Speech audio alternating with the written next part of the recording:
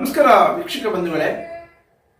ಅವ್ಯಕ್ತವಾಣಿ ಮುಜರಾಯಿ ಇಲಾಖೆಯಲ್ಲಿ ಭ್ರಷ್ಟಾಚಾರ ಮಾಡುತ್ತಿರುವಂತಹ ಅಧಿಕಾರಿಗಳು, ಕೆಲವು ನೌಕರರ ವಿಸ್ತೃತ ವರದಿಯನ್ನ ಮೇಲಧಿಕಾರಿಗಳ ಗಮನಕ್ಕೆ ತರುವಂತದ್ರಲ್ಲಿ ಮೇಲ್ಪಂಕ್ತಿಯಾಗಿ ನಿಂತಿದೆ.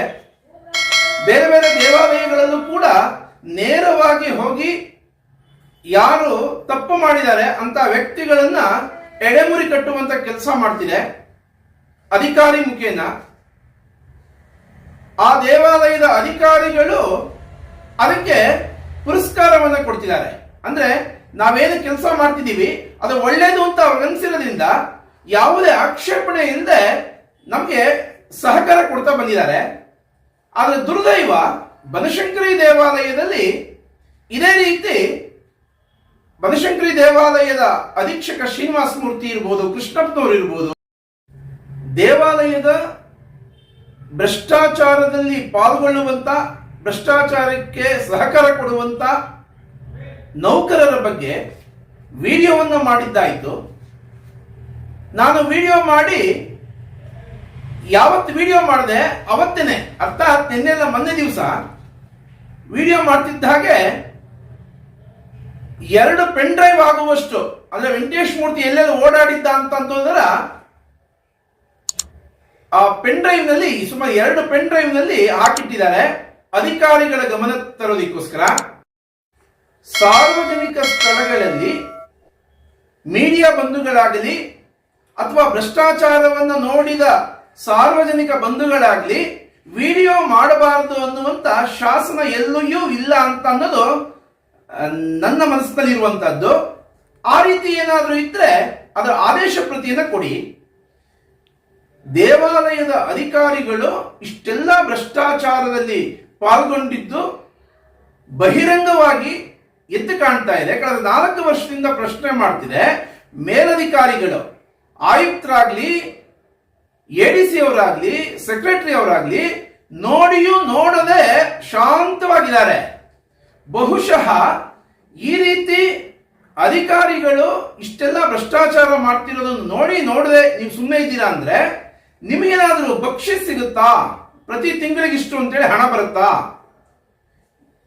ಮೇಲ್ನೋಟಕ್ಕೆ ಎದ್ದು ಕಾಣ್ತಾ ಇದೆ ದೇವಾಲಯದಲ್ಲಿ ಮಹಿಳೆಯರ ಬಗ್ಗೆ ಅಸಭ್ಯವಾಗಿ ನಡ್ಕೊಳ್ತಿದ್ದಾರೆ ದೇವಾಲಯದ ಅಧಿಕಾರಿಗಳು. ಬನಶಂಕರಿ ದೇವಾಲಯದ ಒಳಗೆ ನೀಲಿ ಚಿತ್ರ ನೋಡ್ತಿರುವಂತ ಉದಾಹರಣೆ ಇದೆ. ಸೀರೆ ಕಳ್ಳತನ ಮಾಡ್ತಿರುವಂತದ್ದಿದೆ. ಚಿನ್ನವನ್ನು ಕಳ್ಳತನ ಮಾಡಿರುವಂತ ಉದಾಹರಣೆ ಇದೆ. ಇಷ್ಟೆಲ್ಲ ಭ್ರಷ್ಟಾಚಾರಗಳ ಮಧ್ಯದಲ್ಲಿ ಮುಜರಾಯಿ ಇಲಾಖೆ ಕಣ್ಮುಚ್ಕೊಂಡು ಕೂತಿದೆ ಅಂತ ಅಂದ್ರೆ ಮೇಲಧಿಕಾರಿಗಳು ಅಕ್ಷರಶಃ ಇದರಲ್ಲಿ ಇನ್ವಾಲ್ವ್ ಆಗಿದ್ದೀರಾ ಅಂತ ಅಂದುಕೊಳ್ಬೇಕಾಗತ್ತೆ. ಬನಶಂಕರಿ ದೇವಾಲಯದ ಅಧಿಕಾರಿಗಳಿಗೆ ಅಕ್ಷರ ಜ್ಞಾನ ಇಲ್ಲ. ಅವರಿಗೆ ಪ್ರಶಿಕ್ಷಣ ವರ್ಗವನ್ನ ಆಯೋಜನೆ ಮಾಡಿ, ಅವರಿಗೆ ನೀವು ಉದಾಹರಣೆಗೆ ಸ್ವೀಪರ್ ಆಗಿದ್ದವರು ಕಾರ್ಯನಿರ್ವಾಹಕ ಅಧಿಕಾರಿಯಾಗಿದ್ದಾರೆ, ಡ್ರೈವರ್ ಆಗಿದ್ದವರು ಕಾರ್ಯನಿರ್ವಾಹಕ ಅಧಿಕಾರಿಯಾಗಿದ್ದಾರೆ, ಅಕ್ಷರ ಜ್ಞಾನ ಇಲ್ಲ. ಅವರಿಗೆ ಪ್ರಶಿಕ್ಷಣ ವರ್ಗವನ್ನು ಕೊಡಿ. ಬರೀ ಜೇಬ್ ತುಂಬಿಸ್ಕೊಳ್ಳೋದೇ ಅಲ್ಲ. ಬಹುಶಃ ಇವರು ಈ ರೀತಿ ದೇವಾಲಯದಲ್ಲಿ ವಿಡಿಯೋ ಮಾಡಬಾರದು ಅಂತ ಅನ್ನೋದಿದ್ರೆ ಬನಶಂಕರಿ ದೇವಾಲಯದ ಅರ್ಚಕ ಒಬ್ಬ ಶಬರೀಶ್ ಅಂತೇಳಿ ಇನ್ಸ್ಟಾಗ್ರಾಮ್ ಕ್ರಿಯೇಟ್ ಮಾಡಿದ್ದಾರೆ, ಫೇಸ್ಬುಕ್ ಕ್ರಿಯೇಟ್ ಮಾಡಿದ್ದಾರೆ. ಅವ್ರ ಮನಸ್ಸಿಗೆ ಬಂದಂಗೆ ದೇವಿಯ ಚಿತ್ರವನ್ನ ಎಲ್ಲ ಕಡೆ ಹರಿದಾಡಕ್ಕೆ ಬಿಟ್ಟು ಕಮರ್ಷಿಯಲ್ ಆಗಿ ಉಪಯೋಗಿಸ್ಕೊಳ್ತಿದ್ದಾರೆ. ಅವರ ಸ್ನೇಹಿತರು ಒಬ್ಬೊಬ್ರು ಒಂದೊಂದು ಇನ್ಸ್ಟಾಗ್ರಾಮ್ ಇದೆ. ಇದೆಲ್ಲ ನಿಮ್ಗೆ ಗಮನಕ್ಕೆ ಬರಲ್ವಾ? ದೇವಾಲಯದ ನೌಕರರು, ಕೆಲವು ಅರ್ಚಕರು ಈ ರೀತಿಯ ವಿಡಿಯೋಗಳನ್ನು ಮಾಡಿ ಫೇಸ್ಬುಕ್ಗಳಲ್ಲಿ ಮತ್ತು ಇನ್ಸ್ಟಾಗ್ರಾಮ್ನಲ್ಲಿ ಮಾಡೋದ್ರಲ್ಲಿ ಮಾನ್ಯ ಆಯುಕ್ತರಿಗೆ, ಎಡಿಸಿ ಅವರಿಗೆ ಏನಾದರೂ ಪ್ರತಿ ತಿಂಗಳು ಏನಾದರೂ ಬಕ್ಷಿಸ್ ಸಿಗುತ್ತಾ? ನೀವೇನು ಪ್ರಶ್ನೆ ಮಾಡದೆ ಇರೋದ್ರಿಂದ ನನಗೆ ಯಾಕೋ ಸಂಶಯ ಬರ್ತಾ ಇದೆ ನಿಮ್ಮ ಮೇಲೆ. ಹಾಗೊಂದು ವೇಳೆ ಇನ್ನೂ ಒಂದು ಮಾಡಬಹುದು ನೀವು. ದೇವಾಲಯದ ಅಧಿಕಾರಿಗಳು ಇದೇನು ನಿಮಗೆ ದೂರನ್ನು ಕೊಡಕ್ಕೆ ಬರ್ತಿದ್ದಾರೆ, ಆ 2 ಪೆನ್ ಡ್ರೈವ್ ತುಂಬಿಸ್ಕೊಂಡು ನೀವು ಒಂದು ಶಾಸನ ಮಾಡಿಬಿಡಿ. ಯಾವುದೇ ಮಾಧ್ಯಮ ಬಂಧುಗಳು ದೇವಾಲಯದಲ್ಲಿ ವಿಡಿಯೋ ಮಾಡಬಾರದು. ದೇವಾಲಯದ ಅಧಿಕಾರಿಗಳು ಸಪ್ತ ವ್ಯಸನಿಗಳಾದರೂ ಪರವಾಗಿಲ್ಲ, ಭ್ರಷ್ಟಾಚಾರ ಮಾಡಿದ್ರೂ ಪರವಾಗಿಲ್ಲ, ಮುಜರಾಯಿ ಇಲಾಖೆಗೆ ಅನ್ಯಾಯ ಮಾಡಿದ್ರೂ ಪರವಾಗಿಲ್ಲ, ದಯವಿಟ್ಟು ಯಾರನ್ನು ವಿಡಿಯೋ ಮಾಡಬೇಡಿ, ನಮ್ಮ ಸ್ಥಿತಿ ಇದು ಅಂತೇಳಿ ಒಂದು ಬೋರ್ಡ್ ಹಾಕ್ಬಿಡಿ. ನಿಮಗೆ ದೇವಾಲಯದ ಅಧಿಕಾರಿಗಳ ಸ್ಥಿತಿ ಹೇಗಿದೆ ಅಂತಂದ್ರೆ ಅವರು ಅನಕ್ಷರಸ್ಥರೇ ಇರ್ಬೋದು, ಆದರೆ ದೇವಾಲಯದ ಆಸ್ತಿಯನ್ನ ತಗೊಳ್ಳಿ ಅಂತೇಳಿ ಕೈ ಬೀಸಿ ಕರೀತಾ ಇದೆ ಕೋರ್ಟ್. ಕಳೆದ 17ನೇ ತಾರೀಕು ಆದೇಶ ಮಾಡಿದೆ, ಸರ್ವೆ ನಂಬರ್ 75ರ ಡೋಬಿ ರಂಗಪ್ಪನವರ ಆಸ್ತಿಯನ್ನು ತಗೊಳ್ಳಿ, ಸುಮಾರು 1.25 ಎಕರೆ ಜಾಗ ಇದೆ, ಅದನ್ನು ತಗೊಳ್ಳಿ ಅಂತಂದ್ರೆ ಅದಕ್ಕೆ ತಯಾರಿಲ್ಲ.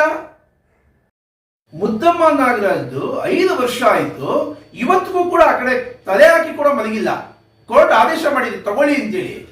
ಇನ್ನ ನಿಮಗೆ ಇಸಿ ತೆಗೆಯೋದಕ್ಕೂ ನಿಮಗೆ ಯೋಗ್ಯತೆ ಇಲ್ಲ ಅಂತ ಅನಿಸ್ತಾ ಇದೆ. ಕನ್ನಡ ರಾಜ್ಯೋತ್ಸವದ ದಿವಸ ಕನ್ನಡ ಗೀತೆಯನ್ನು ಹಾಡಬೇಕು ಅನ್ನುವಂತ ಪ್ರೈಮರಿ ನಾಲೆಡ್ಜ್ ಕೂಡ ನಿಮ್ಗಳಿಗಿಲ್ಲ. ಸೆಕ್ಯೂರಿಟಿ ಬಂಧುಗಳನ್ನ ಆಕ್ಷೇಪಣೆ ಮಾಡ್ತೀರಾ, ನಿಮ್ನೆಲ್ಲ ತೆಗೆದು ಬಿಡ್ತೀವಿ ಅಂತ ಅವ್ರ ಮೇಲೆ ದೌರ್ಜನ್ಯ ಮಾಡ್ತೀರಾ.